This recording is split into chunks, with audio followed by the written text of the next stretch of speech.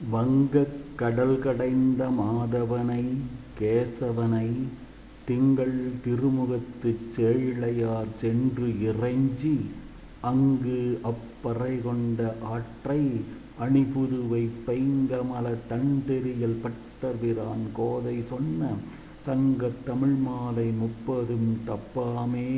இங்கு இப்பரிசு உரைப்பார் ஈர் 2 மால்வரைத் தோள் செங்கண் திருமுகத்து செல்வத் திருமாலால் எங்கும் திருவருள் பெற்று இன்புறுவர் எம்பாவாய்.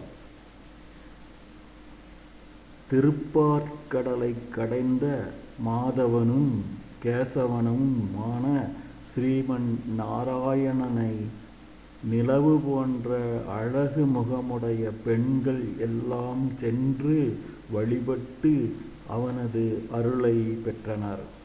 ஸ்ரீவில்லிபுத்தூரில் அவதரித்த குளுமையான தாமரை மலர்மாலையை அணிந்த பெரியாழ்வாரின் மகளான கோதை நாச்சியார் கூறிய சங்கத் தமிழ் மாலையான இத்திருப்பாவை 30 பாடல்களையும் பாடுபவர்கள் மலையைப் போன்ற தோள்களையும் சிவந்த கண்களையும் அழகு பொருந்திய முகத்தினையும் உடைய திருமாலின் அருளால் இம்மை மறுமையாகிய செல்வத்தையும் பெற்று மகிழ்ச்சியுடன் வாழ்வார்கள்.